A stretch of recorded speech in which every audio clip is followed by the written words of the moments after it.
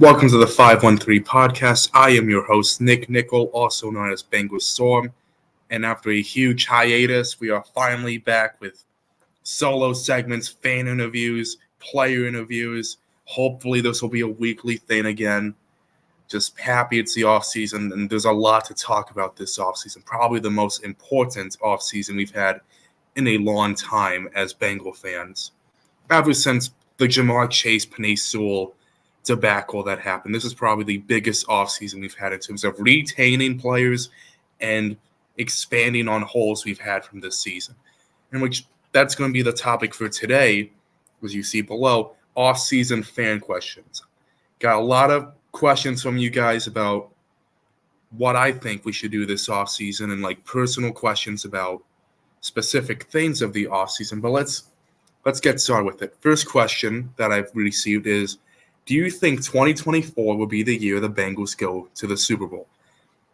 I think that question really determines on how in are we going to go in. If we tag T. Higgins, then probably that's going to be the last year for him. So I feel like if that's the case, they know they tag T. They know what's going to happen long term, that you're not going to have him. Maybe this is a year you go all in. Depends. Do you get a Chris Jones? Do you get a tier 1 tight end in the draft like Brock Bowers? Do you trade up for him? Do you get a Jatavian Sanders? Do you spend most of your money on free agent talent and get a nice draft class because you have 9 draft picks? I think it all depends on just how many moves we make in the offseason and how big the moves are. Like if we make 2 Orlando Brown level signings, and we should be the number 1 Super Bowl contender by a long shot. As many teams that have been in that tier are losing coaches and players this offseason. So this should be the year that Burrow and Chase win a Super Bowl in Louisiana. So hopefully. But it depends. Do they want to go all in this year? Or is it going to be a long-term game like we've seen from off-seasons past? So the next question I've got from the same person, who is the best rookie of 2023? We had a really – one thing I have to say with this season, with a lot of downs they've had, this season has shown a really good rookie class we've had. Murphy has came into his own. DJ Turner showed flashes of being an elite Pro Bowl, All-Pro cornerback. Jordan Battle, Charlie Jones, Chase Brown, Yoshi, they all got starting roles or extended playing time roles for them where you never really saw that back then for our team, where we just like those day 3 picks and never really fleshed out. So seeing that this year, that is very big. But to say who was the best, I think it was Jordan Battle, just because the defense that really struggled with tackling, getting takeaways and sacks, and just he looked like the veteran out there. He had 2 sacks, he had a pick, and I rarely ever saw him miss a tackle, which is insane from a rookie. Like seeing guys that should be 7, 8 years in their career that had down years doing it, and you're like, oh my God.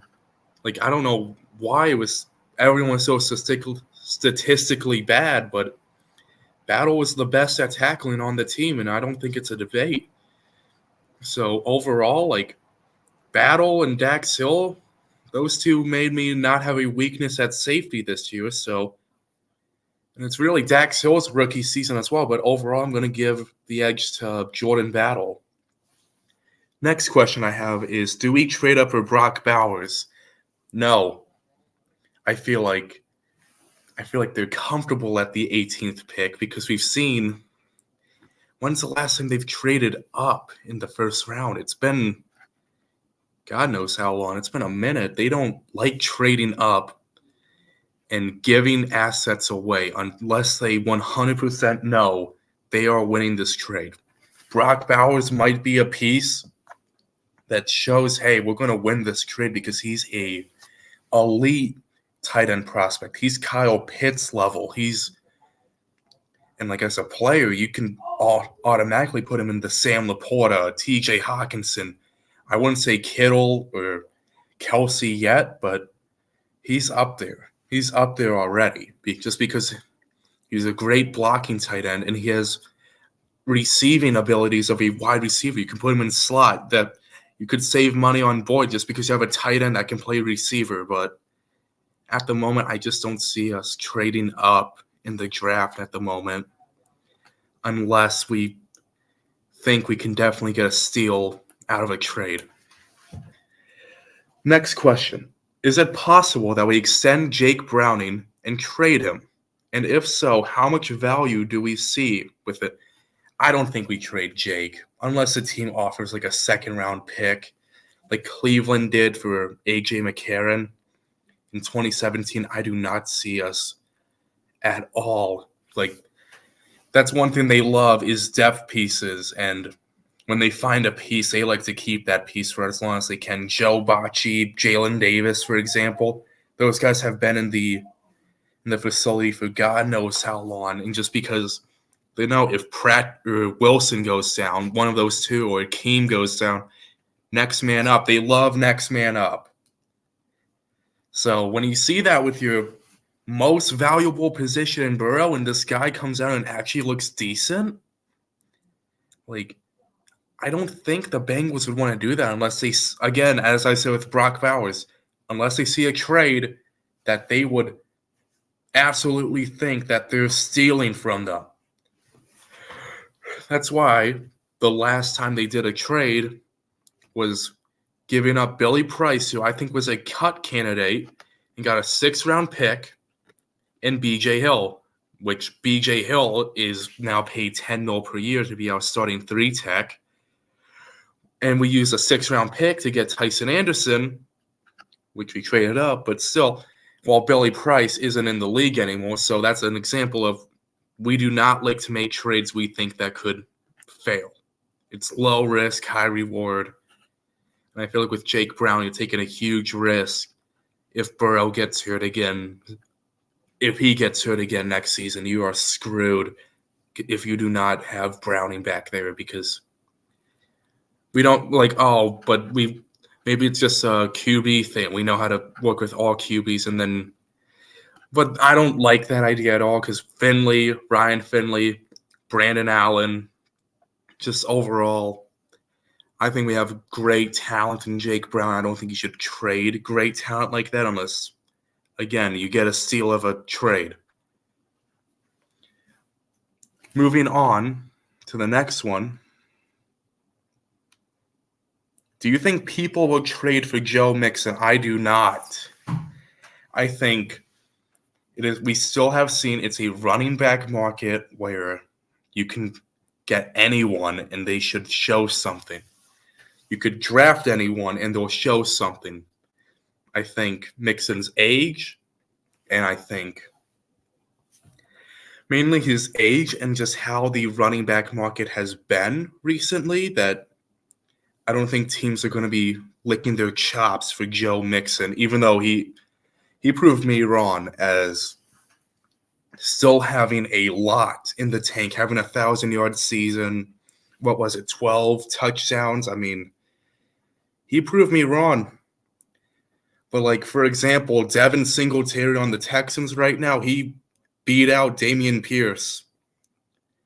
And he's now an RB1 for a playoff team. Chase Brown, our own guy, 5th-round rookie, and he looked explosive and at times better than Mixon. I mean, you shouldn't just think of it as a really talented guy having a trade market. It's just the position in that market is very low right now, and I don't think people are going to be, like, unless it's Saquon or Josh Jacobs or Nick Chubb level, no one is going to really be interested in that market because they think they can get that same production from someone else cheaper, as in free agency or the draft. Next question is, do you think we need DJ Reader or go out and grab Christian Wilkins? This one's tough. I love Reader. Like, I was so hyped when we got him back in 2020, but I just don't know if we'll keep him just because of like Bengals free agency tendencies of first of all, they do not like giving those third contracts out to players. They like to sign people that are going to be on their second contract. And if they're not going to be on a second contract, then they give them like a 1 year. And once that contract's over with, they'll either say, hey, are you still elite for us? Or have you shown signs of regression and we'll just send you out to free agency? Because they've shown that. But like CJ Uzama, Hayden Hurst, they know they can just get someone with similar production level cheaper than $7 million. But also it's just his injury that he had. He's had 2 seasons, 2 of his 4 years he's been out. He had season-ending injuries, and just it was an awful, awful time for him to suffer a season-ending injury. Contract year, had probably his career best year in the run game, I think. But so I think it just depends on how much does a Reader want and how much do we value him. And which, if we don't get him, I feel like I don't see Wilkins because he is in that same free agency agent as T. Higgins, Jesse Bates, that guy, David something. He just does not like guys going to Cincinnati because we do not offer guaranteed money, and we do not like giving guaranteed money to free agents and re-sign people. That's the whole reason Higgins hasn't been extended yet. That's the whole reason Bates left, just because we offer a few less mil and we don't offer all those guaranteed monies that other teams do because they like playing long term. So if we had to get a free agent, it's not going to be Wilkins. It'll probably, I think, if you had to get a Reader replacement, you probably spend $7-8 mil on a guy in free agency, and then you go out in the draft and you get a home run, slam dunk pick in Johnny Newton, whatever his name is. Because I've seen that guy. He will be a instant killer on that Bengals D-line if we get him. Moving on to the next question. Who are you looking for the Bengals to – oh, my God. Johnny Newton, Illinois D tackle. Look him up. Top guy in this draft. But if I had to go with positional need, I'd say if I could do a 3-round mock draft, I'd get Newton round 1. You get your D tackle. You get him for 5 years. He should be an instant game changer. Put him with Murphy, Trey, Hubbard, Osai, Hill, all those guys. It is going to be night and day for pass rush. Round 2, I'd go Jatavian Sanders out of Texas. I think he's one of the best tight end prospects in the class. He is probably one of the best receiving threats in the class. I feel like you could put him anywhere on the field. As I saw of Texas, they did screens with him. They did a run play with him. He's fast. He's like a wide receiver out there. But with the 3rd round pick, I would go and get Roman Wilson from Michigan because I don't think we'll get Tyler Boyd back. I don't know how much they trust Andre Yosivach and Charlie Jones.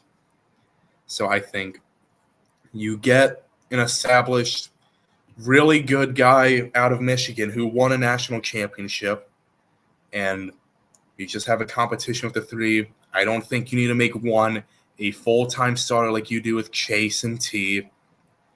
But overall, I think they will draft a tight end if they do not sign a guy in free agency, like a top guy in free agency. They will get a tight end and probably a wide receiver within their first 4 picks. Next question. Who is the number one person the Bengals should get in free agency besides T. Higgins? In terms of a dream scenario, it'd be Chris Jones or Wilkins or just someone that can both stop the run every play will also get 10 or more sacks on that QB. Because just imagine if we had Trey stop getting double teamed because you have Chris Jones or Wilkins or Sheldon Rankins, even just premium pass rushers on that D line that can get you 8, 9, 10, 11 sacks in a season. And it just helps everyone, helps the linebackers, helps the corners, helps all fronts of that defense. But if I had to go with a realistic free agency signing that would both cover a need, and I feel like it's very affordable, Noah Fant from Seattle. Like he was a first-round pick. He has shown a lot of flashes in the receiving game. Like even this year of Seattle. He's always been a tight end one. I don't think he'll have a high price, probably at most $6 million. And, Bengals fans have been finding tweets of him saying, oh, my God, Joe Burrow looks really good. He has low-key brought this franchise back from the dead and made it into something. So I feel like if he had an option to catch passes from Joe Burrow, he would take it. And I feel like that's the most – I feel like if I had to put a bet on one free agent absolutely coming to Cincinnati, it would be Noah Fant. All right. And next question. What do the Bengals do at tight end?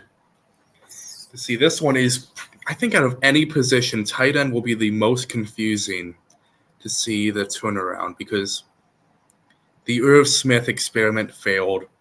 Tanner Hudson's 29. Drew Sample had a breakout season. Like for him, he was probably the best blocking tight end in the NFL, while also having a career high in touchdowns and being a true receiving threat. Like at times he was a good receiving threat, as well as having more roles as in like put him at running back and just say, okay, that you're mainly another lineman. If they blitz us, you're blocking. If not, we'll check it down to you and you get your yards.